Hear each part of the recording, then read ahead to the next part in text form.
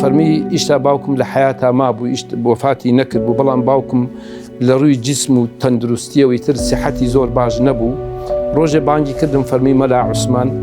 لەمە ولا ئیتر من کلیلی حجرە و فەقێ و تەدریس ئێمە دەستی تۆ، بەڵام لە 3 مادە ئیمتیحان دەکەم،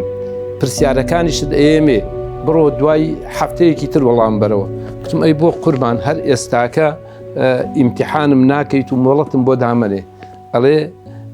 ئەو شوێنانەی کە باوکم پێی شوێنێکی سەخت بوون لەو کتێبانەی کە خۆی گەرەکی بوون پرسیاری لێ کردم و کوتی منیش بە لوتفی خوای تەعالا وەڵامێکی جوانم دایەوە و سەری ماچ کردم و کلیلی دامێ فەرمی ئیتر لەمە ولا تۆ لە شوێنی منە مدەڕیس و جێگەداری منی. مامۆستا مەلا عوسمان عەبدولعەزیز مەشغەڵی غەڕابوونی ئیسلامی.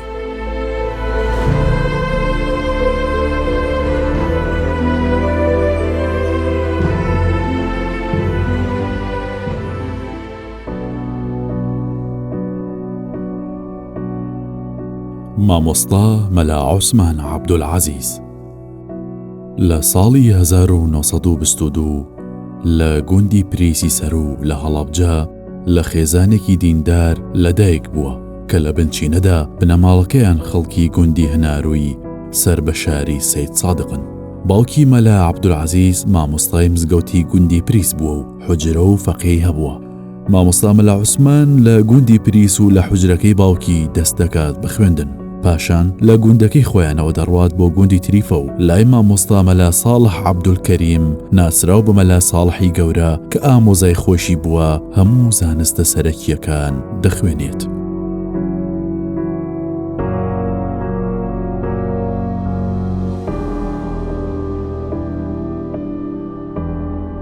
مامۆستا مەلا عوسمان خوێندنی تەنها لە کوردستان بووە. ئەو زانیاری و فقه و شارەزایی کە هەیبووە لە قورئان و لە سونەت و لە شەریعەت یا لای باوکی بووە مەرحومی مامۆستا مەلا عەبدولعەزیزی پریس یان لای ئامۆزای مامۆستا مەلا ساڵحی گەورە. ئەم دوو زانە مەزنە مامۆستای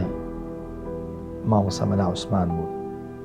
هەموو عیلمەکانی لای ئەم دوو زاتە مەزنە خوێندووە. هەر لە ژیانی ئەوانیشا بۆ خۆی بۆ بە مدەڕیس و بۆ بە موفتی و بۆ بە کەسێکی شارەزا و بۆ بە مەرجعێکی عیلمی لە مەنتەقەی هەڵەبجە و سلێمانی و دەوروبەریدا. فەرمی کاتێکە باوکی ڕەحمەتی مامۆستا مەلا عەزیز لە پریس وەفاتی کرد، فەرمی تا ئەندازەیەک دەست کورد بووی. فەرمی عادەتی ئێمە جوا بوو وەکو بنەماڵی مامۆستا مەلا عەزیز هیچمان لە هیچ کەسێک وەرنەدەگرت. هەموو بژێوی ژیانمان تەنها لەسەر ئاشێک بوو کە ئەو ئاشە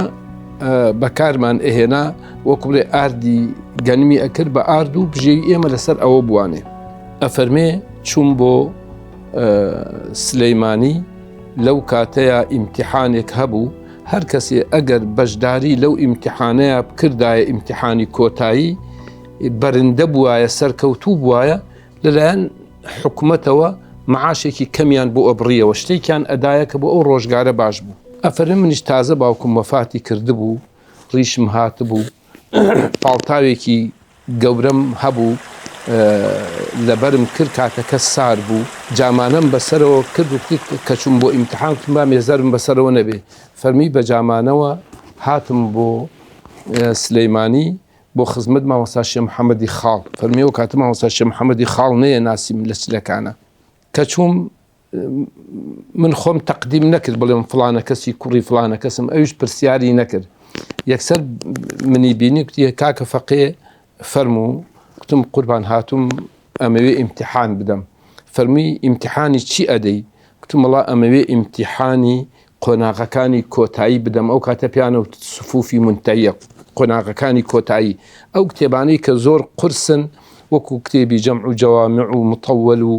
شەرح مەواقف و تەهذیب الکەلام و تحفە و بەیضاوی و ئەوانە. ئەڵێشم حەمەی خاڵ زەردەخەنەیەکی کرد و قەناعەتی نەبوو بەوەی کە من شتێک بزانم و زۆر ماندوو بووم و ڕیشم هاتبوو پاڵتاوێکی گەورە و لە بەرابوو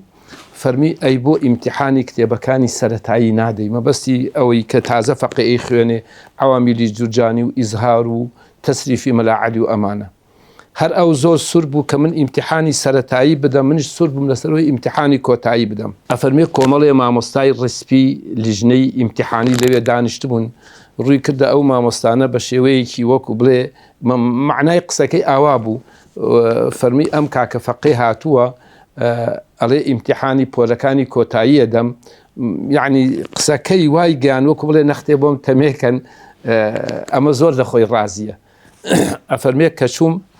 یەکەم جار لە عەوامیلی جورجانیەوە دەستیان پێکردم لە عەوامیلی جورجانیەوە دەستیان پێکرد لە هەموو علمێکە لە هەموو کتێبێ لەو کتێبانە لە ئونموزەجا لە ئیزهارە لە تەسیفی مەلاعەلیە لە سیوتیە لە ئیستیعارە و وەڵعا لە هەموو علمێکە پرسیارێکیان لێ کردم هەموویم جواب داوە کوتی گەشتینە سەر ئەو کتێبەی کە پێڵێن شەرح عەقایدی نەسەفی ئیتر لە خودی شەرح عەقایدەکە لایەندا کوتیان با ئەمە بگوێزینەوە حاشەیەک هەیە بەسەر شەرح عەقایدەوە حاشەی خەیاڵی حاشەیەکی زۆر قورسە هەموو مامۆستایەک نایزانێ یەکیان فەرمی ئەم حاشەی خەیاڵیم بۆ معناکەویستی کتێبەکەم باتێ کوتم تا قوربان جەنابەت هەر لەوێەوە بیخوێنەرەوە من بۆت معنەهاکەم کوتی هەر لە دوورەوە عیبارەتەکەی خوێندەوە منش تەقریرێکی زۆر جوانم کرد و ڕووی کردە مامۆستای خاڵ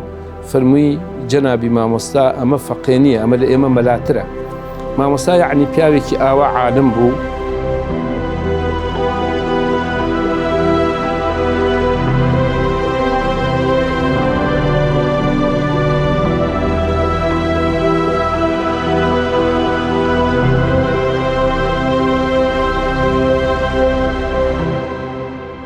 مامۆستا مەلا عوسمان تا تەمەنی 18 ساڵی هەموو وانەکانی حوجرە دەخوێنێت و پاشان لە ساڵی 1935 زاینی لای مەلا عەبدولعەزیزی باوکی ئیجازەی مەلایەتی وەردەگرێت مامۆستا مەلا عوسمان لە ژیانیدا زیاتر لە 50 ساڵ وانەی وتوتەوە و خزمەتی مزگەوتەکانی کوردستانی کردووە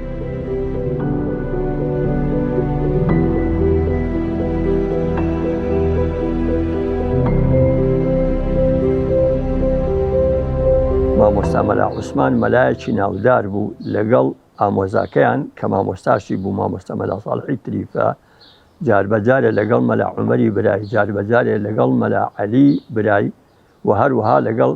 کاک سەدیقی برای تەشریفیان ئەهات بۆ سلێمانی شەوێ دوان ئەمانەوە ئەو وەختە هاتوچووە لە مابینی شارەکانە ئەوە ئاسان نەبوو تۆ بە ڕۆژێ بچیتە سلێمانی و ئیشەکەت تاوا بکەیت و بگەڕیتەوە لەبەر ئەوە جاری وەها بوو شەوێ دوو شەو ئەمانەوە لەو ماوەیە کە میوانی مامۆستا مەلا ڕەحیمی پەرخی ئەبوون مامۆستا مەلا عوسمان و ئەوان ئێمە کە فەقیه بووین و سوختە بووین لەوێ خزمەتمان ئەکردن تەقوا و ئیخلاص سلوک علم علومی شەرعی داعی بوون مرەبی ئەمانە کەوا بەڕای من ئەبێ لە مامۆستای ئاینیە کۆ بێتەوە جەنابی مامۆستا مەلا عوسمان بەڕاستی ئەم سیفاتانەی تیا بوو کاغەزێکم لە مامۆستا مەلا ڕەحیمی پەرخی وەرگرت کە بچم بۆ پلیس لێ ببم بە فەقیه وەکە کاغەزەکەم دا بە مامۆستا مەلا عوسمان غەریقی ڕەحمەتی خوا لێبێ لە حوجرەکەی پلیس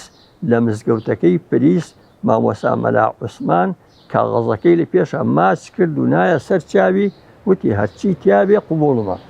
ئیتر من لەوێ بوو بە فەقیه تقریبەن ساڵێک و نیوێک لە پلیس مامەوە ئەمە فەقیەکانی پلیس بوو کە ئەم شتانەم لە کتێبەکانیان نەنووسیوە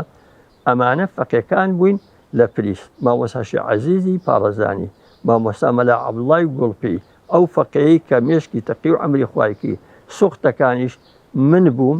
ڕەئوف ئالانی بوو مامۆستا عەبدولغەفوری کانیسپیکەیی بوو مەلا یاسینێکە بوو لەم دوایە بوو بە ئیمامی مزگەوتی خۆمخانە لە شاری سلێمانی ئەو مامۆستا مەلا یاسینە بوو سەدیقی برای بوو مەلا هەنێکیش بوو مەلا عەلی کوڕی مەلا قادر بوو یەکێک لەوانە مامۆستا عومەری ڕێشاوی ئەو پیاوە گەورە فەقی مامۆستا مەلا عوسمان بووە یەکێک لەوانە مامۆستا مەلا لەطیفی عەبدوللەطیفی بامۆکی فەقی مامۆستا مەلا عوسمان بووە بێجگە لەمانە مامۆستا شێخ محەممەدی بەرزنجی فەقەی مامۆستا مەلا عوسمان بووە، مامۆستا شێخ محەممەدی خەتیبی سلەیمانی، مامۆستا شێخ محەممەدی قەرەداغی کاتی خۆی فەقەی مامۆستا مەلا عوسمان بووە، مامۆستایانی هەڵبجە مامۆستا شێخ نورەدین و مامۆستا شێخ خالیدی مفتی یەکێک بوون لە فەقێکانی مامۆستا مەلا عوسمان. لەوانەی تر مەسەلەن دکتۆر مستەفای پێنجوێنی کە یەکێک بوو لە زانە هەرە گەورەکانی عێراق کە ساڵێک لەموو پێش وەفاتی کرد، یەکێک بوو لە فەقێکانی مامۆستا مەلا عوسمان. مامۆستا شێخ بابە عەلی قەرەداغی یەکێک بوو لە فەقێکانی مامۆستا مەلا عوسمان. دەیان کەسی گەورەی وەکو مامۆستا ئەحمەد کاکە مەحموود و وێنەی ئەمانە هەموو فەقێ بوون لە خزمەتی مامۆستا مەلا عوسمان و لە خزمەتی مامۆستا مەلا عوسمان بەهرەمەند بوون. ئەوەندە فەقێکانی باریز و بەرجەستە بوون کە هەموو بەڵگەن لەسەر بەرجەستەیی و حزوری علمی ڕاستەقینەی مامۆستا لە ژیانی فکری و هزری و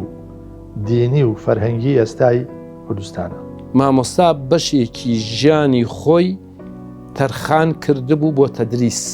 ئەمە یەکێکە لەو قسانەیە کە جەنابی مامۆستا 18 ڕۆژ پێشەوە مامۆستا وەفاتکە ئێمە لەگەڵ چەند مامۆستایەکە لە خزمەتیا بووین لە هەولێر، فەرمووی مەلا ئەحمەد من 57 ساڵ تەدریسم کردووە، 57 ساڵ بەبێ پچڕا، بەڵام دڵم پێی خۆش نییە چینکی نەفسم حەزی لێ بووە ئەتەسم ئەجر بنەبێ. مامۆستا ئەوەندە وارع.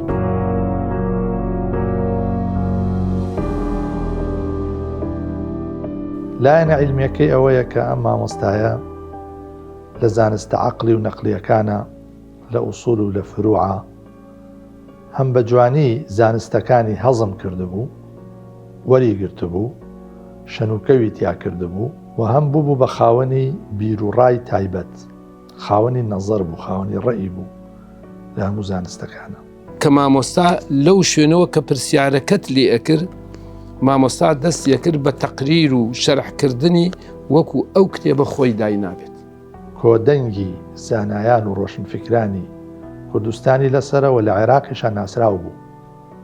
کەسایەتیەکانی بەناوبانگ لە بەغدا، لە مووسڵ، لە ئەمبار، تەنانەت لە ناو زانایانی شیعەشە مامۆستا مەلا عوسمان وەکو ڕەقەمێک، وەکو ژمارەیەک، وەکو باڵایەکی علمی حسابی بۆ کرد. شاگردیم لە خزمەتی مامۆستایە دادا، مامەوە هەتاوەکو لە خزمەتیا ئیجازەم وەرگرت. واتە بەندە نزیکی 12 بۆ 13 ساڵ من لە خزمەتی مامۆستا مامەوە، هەتاوەکو ئەو کاتەی کە هەمومان هیجرەتمان کرد بۆ ئێران.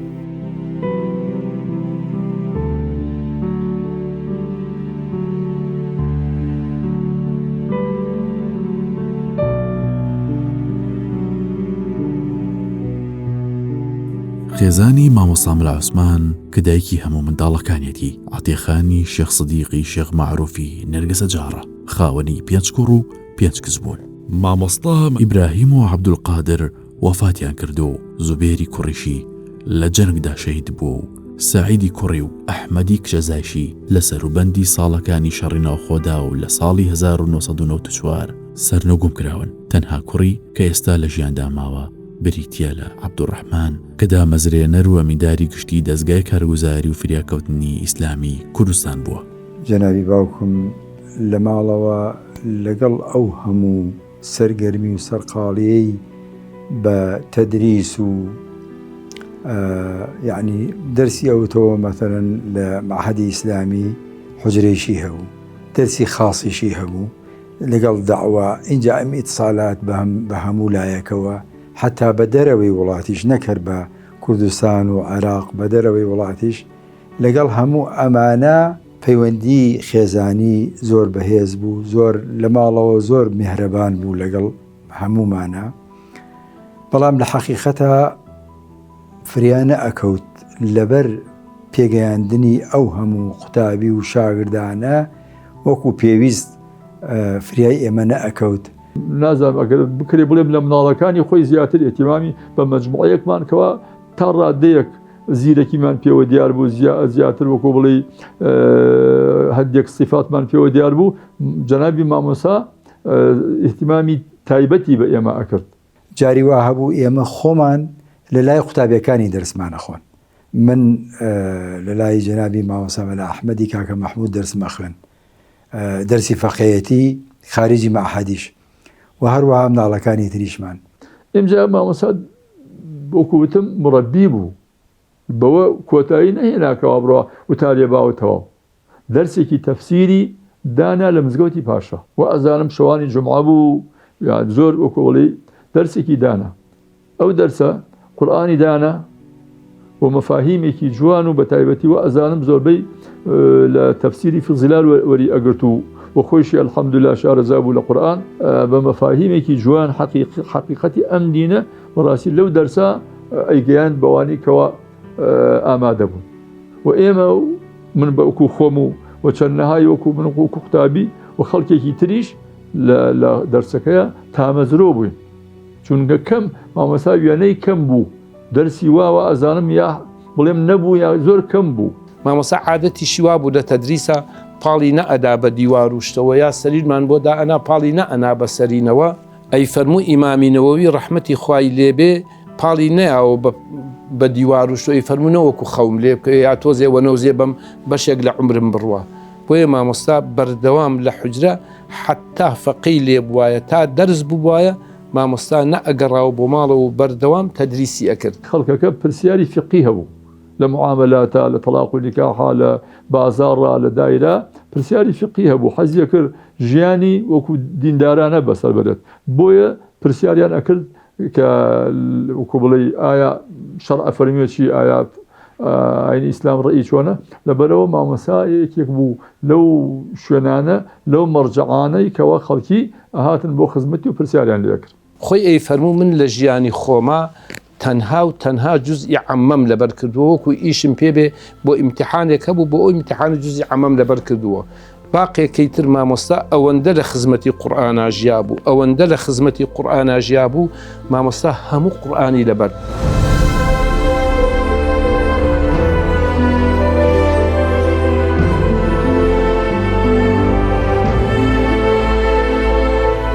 ساڵی 1954 لە یەکەم سەردانی گەورە زانایی کورد و عێراق شێخ ئەمجەد زەهاوی و شێخ محەممەد مەحموود سەواف بۆ هەڵەبجە و دیداری بەرفراوانی زانایان یەکەمین لێک تێگەیشتن بۆ کاری هاوبەش هاتەکایە و بە فەرمی ئەرکی سەرپەرشتی بانگەوازی ئیخوان الموسلیمین لە کوردستان بە هەردوو زانا مامۆستا مەلا ساڵح و مامۆستا مەلا عوسمان لە تەواوی کوردستان سپێردا کە مامۆستا مەلا ساڵح ئەرکەکەی یەکلایی کردەوە بۆ مامۆستا مەلا عوسمان و پشگیری تەواوی کرد کە پێکەوە چەند مامۆستایەکی گەنجی ئەو کاتیان ڕاستپارد کە کاری ڕێخستن ئەنجام بدەن وەک مامۆستا سەدیق عەبدولعەزیز و مامۆستا جەلالی مامۆستا مەلا ساڵح و مامۆستا عومەر ڕێشاوی.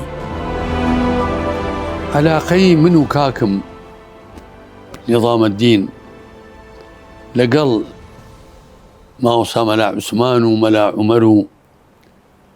مەلا عەلی و مەلا سەدیق عەلاقەیەکی زۆر دەرین و عەمیق بوو. ئێمە بە دەرەجەیە مامۆستا مەلا عوسمان ئەیگوت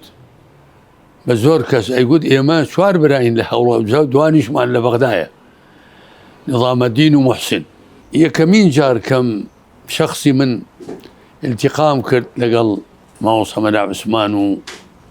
براکانی کە هاتنە بەغدا مامۆستا مەلا عومەر و مەلا عەلی و لە ساڵی 60 بوو کەوا حەفلەی تەسیسی حیزبی ئیسلامی لەوێ دعوت کرابوون. لەوە پێشتریش خۆ عەلاقەیان لەگەڵ حەرەکەی ئیخوان لە بەغدا پەیا کرد کەوا ئوستاز سەواف محەممەد سەواف هاتە هەڵەبجە بدایەتی پەنجاکانەوە عەلاقەی هەبوو لەگەڵ ئەو 3-4 برایە کەوا زۆر محتەرەم بوون لەم منتیقەیە عالیم بوون وەکو ئەڕێین زۆر متەنەویر بوون مەوزوع هەر لەسەر لە قەضیەی حوجرە نەبوون وەکو بەعزێ مەلایەک لە هەموو حەیاتیان لە حوجرە ڕابوارد و نەهاتنە دەرەوە بزانن لە عالەم چی هەیە. ئەمان وا نەبوون ئەمان سەقافەتی تازەیان هەموو وخاصەتەن کەوا یعنی هاتنە گۆڕێ لەگەڵ ئیخوان عەلاقەیان پەیا کرد کتوبی مەسەلەن سەید قوتوب حەسەن البەنا محەممەد غەزالی لەگەڵ علومەکانی خۆیان تەبیعی ئەیان خوێن لەگەڵ ئەوەشا زۆر بەدین بوون زۆر یعنی ئەیانەویست وەزعی موسڵمانان چاپ بێت و خۆیان حازر کردبوو کە لەم مەوزوعە زۆر بەشدار بن و وبتواني اشتغل بكن وطبيعي نتيجة دركوت تأثير يعني زوربو دائما علاقة ما نهبو كمن أهاتينا هوليرو لقل كاك مسوينا لا بو هلبجة دائما علاقة ما نهبو لقل يكتري ما وصم لا عثمان دركوت قابليتي وحميتي وديانتي لو كلمي كيداي لافتتاح حزب إسلامي لبغداد ولا الروي عقيدو بيرو بالراشوة لقل راي زوريني جمهور علماء إسلام أبو ببي بارجيري وببي شلجيري ببي تنوتيجي ببي أوي تكفيري كسبك ببي أوي بسوق دينك وربكري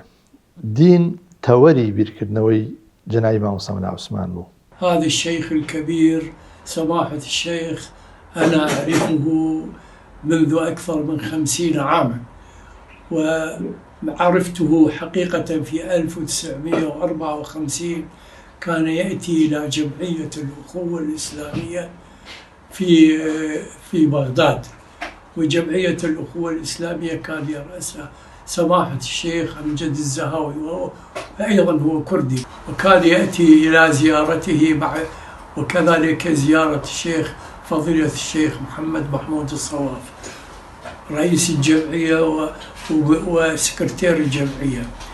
وتعرفت عليه من ذلك الوقت، وبقت علاقتي مع الشيخ عثمان ومع إخوانه الكبار. كان عنده علماء 4 علماء كبار إخوانا: علي عبد العزيز، عمر بن عبد العزيز، صديق بن عبد العزيز، وكلهم علماء كبار معروفين في كردستان العراق. استمرت علاقتي معهم ومع الشيخ عثمان إلى أن توفاهم الله إلى رحمته تعالى. الشيخ عثمان كان يأتي تقريبا باستمرار إلى جمعية الأخوة الإسلامية إلى أن صار يعني الانقلاب العسكري اللي صار في 1958. صار انقلاب عسكري في العراق وبقت استمر، كانت الجمعية مفتوحة وكان أيضا يحضر إليها، واستمرت العلاقة معه في هذا. وكنت يعني نتواصل مع الشيخ وأزورهم،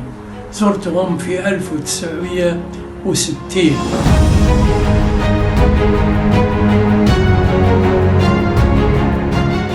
لە ساڵی 1959 لە کاتی دزەکردنی شیوعیەکان بۆ دەسەڵاتی عێراق و پەلاماری گشت هێما و پیرۆزیەکانی ئیسلام و کەسایەتیەکان لە عێراقدا، زانایانی کوردستانیش ڕوبەڕووی ئەو هێرشە بوونەوە و ڕۆڵی زانایانی هەڵابجا زۆر کاریگەر بوو. بەڕادەیەک هەردوو مامۆستا مەلا ساڵح و مامۆستا عوسمان دران بە دەدگای سەربازی ئەو کاتە و پاشانیش لەگەڵ چەند زانا و کەسایەتێکی هەڵەبجا زیندانی دەکرێن و دوور دەخرێنەوە بۆ ناسڕیە بۆ چەند مانگێک. بەرگریەکی زۆر بەهێزیان کرد لە کۆمەڵگای کوردەواری بۆ ئەوەی کەوا دانەڕمێت بەم هەڵمەتە ئیلحادیە، تاوای لێهات لە ئەنجامە جنابی مامۆستا و جنابی مامۆستا مەلا ساڵح و چەند مامۆستایەک و دوو سەرۆکۆزی عەشرەتی نەورۆڵی دران بە دادگای شۆڕشی ئەو کاتە و زیندانی و تەبعید کران بۆ ناسریە چەند مایەک. ڕۆژێک مەلا سدیق هات بۆ بەغدا لە ساڵی لام وایە دەوری 75 وتی دکتۆر عەبدولکەریم سێدان حرەکەی تەنظیمی ئیخوانی ڕاگرت، لەبەر ئەوە ئێمە ڕئیمان وایە ئەم ڕاگرتنە ئەگەر ئیستیمرار بکات معنایەوە حرەکەی ئیسلامی زۆر زەعیفە بێ لە عێراق. فمەلا سدیق وتی من ماوەسای گەورەمان ماوەسا مەلا عوسمان و برام کاکم مەلا عومەر مەلا عەلی منیان نارد بۆ ئەوەی کە تەلەب بکەین کە ئێمە ئینتیخاب بکەین بە مراقبی عامی ئیخوان لە عێراق. منی ژوتم وەڵاهی ئەوە ناتوانم بکەم، چونکە من بە پێی قەراری لوژنەی مەرکەزی ئیخوان و مراقبی عام مرشدی عامی پێگوت، مرشدی عێراقی پیان پێگوت، دکتۆر عەبدولکەریم زێدان خوا لە هەمویان خۆش بێت، ئەوان ڕایان گرتووە من ئێستا بێم بەبێ پرسی ئەوان کە من قەسەمم داوە بیان بە داوە چۆنە بێ من ئەمە قبول بکەم. وەڵا وتیان ئێمە ڕئیمان وایە و تۆش حجەکەت بە قووەتە، لەبەرەوە ئەو شەوە لە کرم خەوت و بەیانی ڕۆشت. ئەوەش دەلیلە کە ئەوان زۆر منیان خۆشەویست، وەسیقەیان بە من هەبوو، منیش بە نسبەتەوە.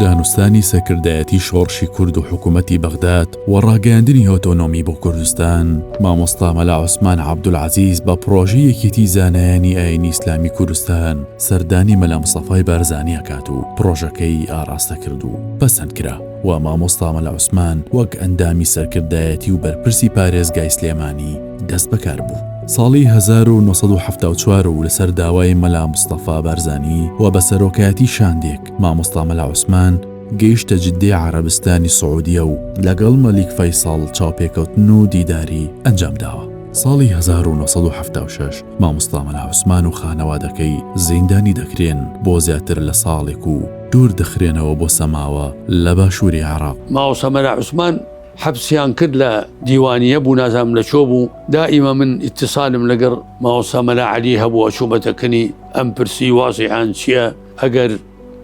احتیاجیان لەوێ بە مساعدە هەبێ و الحەمدولله یعنی زۆر مساعدە و ئەمانەمان بۆ ناردن و عالەمەکەش براکانیان زۆر مەشغول بوون بەوە کە یعنی حتى بیستمان لەوێ نەخۆش کەوتووەچی و ئەمانە. طبعا مامۆستا مەلا عەلی هەموو خەبەرێکی پێداین. اینجا کەبەریاندا من و کاکم لەگەڵ ئوستاد ئیحسان صالحی متەرجمی ڕەسائلی نور لە هەولێرەوە چوین بۆ هەڵەبجە بۆ کنی. لەسەر کاکم مەلا سۆران کاکە عەبدولقادر کە پەیوەندی کرد بوو بە شۆڕشەوە یەک بوو لە فەرماندە عەسکەریەکانی شۆڕش، بەظاهیری لەسەر ئەوە گیرابووین، بەڵام کاتێک کە لە دوای گرتنی هەڵەبجە ئێمە چوین مەلەفەکانمان دەرهێنا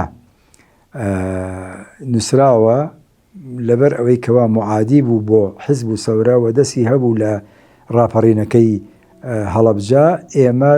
زیندانمان کرد و سەحبلیەت و زیندان و دوورمان خستەوە. بەڵێ ئێمە کە لە سجنابووین من طبعا 4 مناڵمان شاردەوە، 2 کوڕ و 2 کچی مناڵمان شاردەوە. من و 2 خوشکمان کە گیرابووین زۆر دڵدانەوەی ئەمەیە کرد، بە تایبەتی کاتێک کە بۆ یەکەمین جارە لە سجنی بەعسا کەسێک توانی بێتی مان بگرێ، ئەویش نەک خۆی بەتەنیا ئیعلانی کرد مانگرتن لەبەر ئەوەی وەزعی ئێمە زۆر سەخت بوو. فەرمی بە عیبارەتی سەومی سیاسی فەرمی با ئیتر کەس ئەمە وەزع نییە و با شەهید بکرین. ئەوە بوو زۆرمان بۆ هات بۆ برسێتی و ناڕەحەتی. هاتە بەلای منەوە ئەی فەرموو ڕۆڵە دیارە زۆری بۆ هێناوی ئەگەر ئەزانی وایە تۆ بیشکێنە یا تۆ هەرچەنێک لەو بەڕێزانەی تر.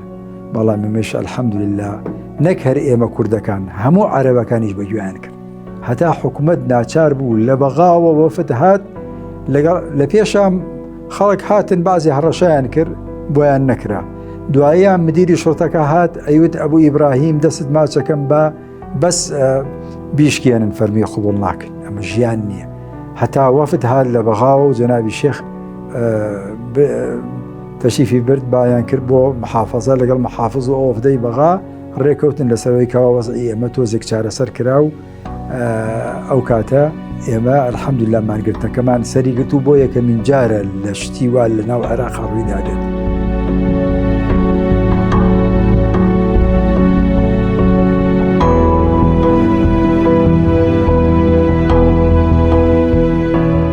لە ساڵی 1970 حکوومەتی عێراق پەلاماری ناوشاری هەڵەبجە هەدات و خۆپشاندانی جەماوەریش لە هەڵەبجە و شارە زور و هەورامان سەر هەڵدات و مامۆستا مەلا عوسمان و زاناکانی هەڵەبجە ناچارە بن بە کۆچکردن بەرەو سنووری ئێران و جەماوەرێکی زۆری ناوچەکە لەگەڵیان کۆچ دەکەن. هەر لەو بەروارە مامۆستا مەلا عوسمان باڵنگەشەی جیهادی چەکداری دژی دەسەڵاتی بەعسی عێراقیەکات و بزوتنەوەی ئیسلامی لە کوردستانی عێراق دادەمەزرێت و مامۆستا مەلا عوسمان دەبێتە ڕابەری. تەلەفۆنیان بۆ کردم وتیان ئێمە ئەوەندە ڕۆژی ئەوەندە دێینە بۆ بەغدا مامۆستا مەلا عوسمان و ئینشاءالله دێنەکەنت لەوێ لەکنت ئەبین. وتم شەرەفێکی زۆر گەورەیە ئێوە بێنە بەغدا و میێوانی من بن. وەڵا ئیتر ئەو شەوە هات نەکردم و لە مەسەلەیەکی زۆر مهم من سوالم لێ کردن هەواڵی هەڵەبجە چۆنە و ئەمانە پێیان وتی وەڵڵا ئێمە نامانەوێت لە هەڵەبجە دەربچین ومانە ناوێ بچینە ئێران ئەمما بەعسیەکان ئێستا زۆر زەخەتمان لەسەر ئەکەن زوڵمان لەسەر ئەکەن زوڵم دەکەن لەسەر عالەم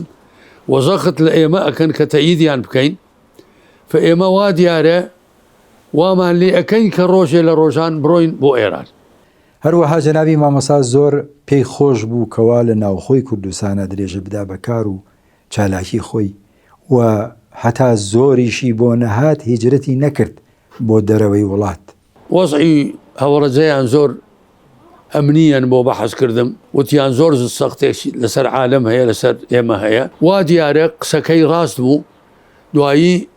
مەجبور بوون چوونە ئێران هەربا بە هەوانتە نەچوون بۆ ئێران. پێشەوەی کە مامۆستا عوسمان یعنی مەسەن بچنەوەی ئیسلامی دروست بکەین ئێمە لە لێرە گەشتنە خزمەتی علاقە و دۆسایەتیمان لە خزمەتیا هەبوو و پیاوێک بوو بە معنای کەلیمە یعنی مامۆستا عوسمان مەلا بوو و خاوەنی عیلم بوو خاوەنی زانیاری بوو چەندەها مەلای ئیجازە داوە و چەندەها فقێ لە خزمەتیا ئیجازەی علمیان وەرگرتووە و چەندەها کەس لە خزمەتیا ئیسفادان وەرگرتووە. مامۆستا عوسمان لە ساڵی 1970 کە هات بۆ ئێران ئێمە لەو کاتا لە ئێران بووین و ئێمە خۆمان بستنەوەی پەیوەندیمان هەبوو ڕابطەی ئیسلامیمان هەبوو و مامۆستا عوسمان کە هات بەو دیوە ئیتر خەڵقێکی زۆری هاتبوو برادەرانی ئێمەش لە خزمەتیا بوون هەندێک ئەلحەمدوللا دانیشتێکمان کرد لەو دانیشتە کە لە سنا گرتمان لە دانیشتەکە ڕێکەوتی لەسەر ئەوەی کە حرەکەیەکی ئیسلامی دروست بکەین بزوتنەوەی پەیوەندیمان هەبوو ئێمەش تێکەڵمان کرد و هەردووکیمان ناونا بزوتنەوەی ئیسلامی لە کوردستانی عێراق. جا مامۆستا عوسمان مرشیدی ئەو بستنەوەیە بوو سەرپەرشتیاری ئەو بستنەوەیە بوو خۆم ینی یەکێک بلەوانەیە کە لەگەڵ مامۆستا سعید لەطیفە کتێبی ئوسوڵ فیقماندانە لە خزمەت کاتی خۆشی خوێندوو بوومان بەڵام لە خزمەت ئەوە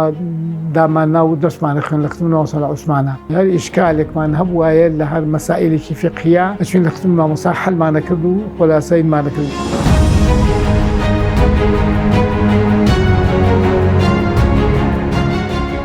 لەم سەر و بەندەدا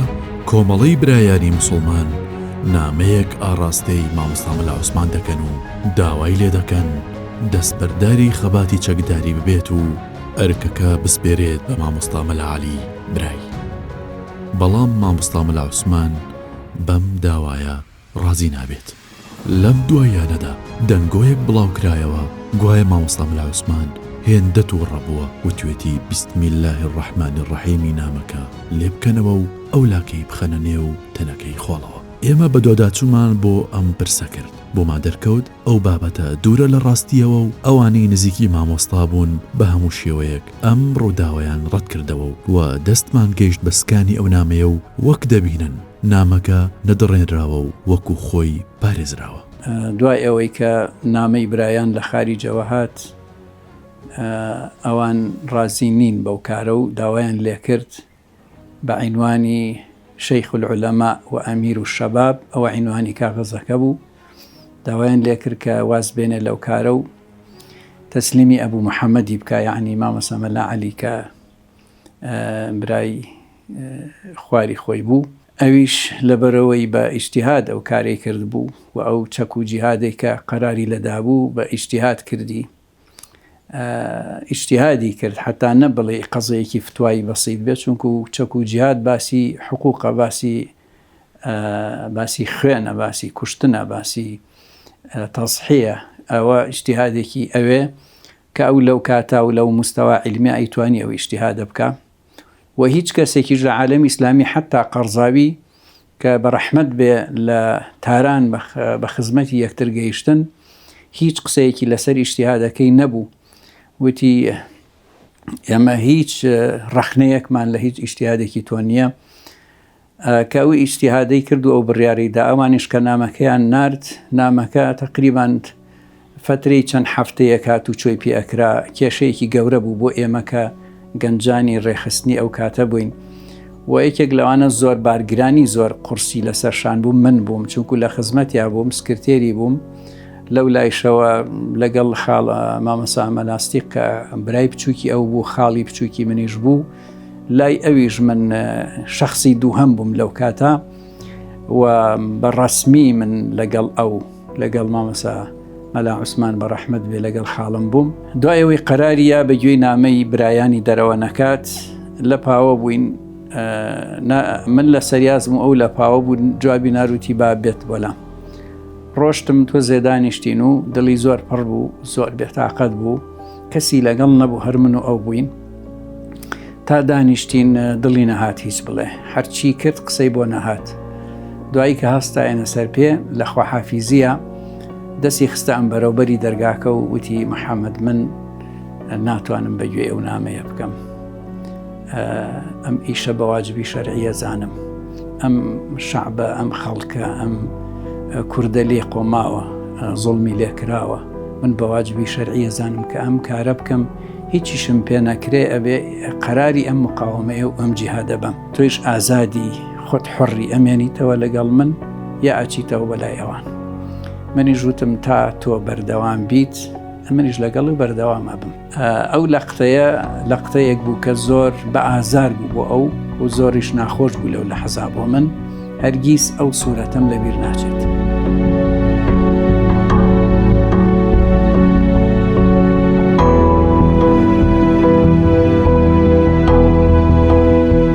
ساڵی 1992 بزوتنەوەی ئیسلامی بەشداری یەکەمین هەڵبژاردنی کوردستانی کرد بە ناوی لیستی ئیسلامی و خودێ مامۆستا مەلا عوسمان عەبدولعەزیزیش یەکێک بوو لە چوارپاڵێراو بۆ سەرۆکایەتی هەرێمی کوردستان.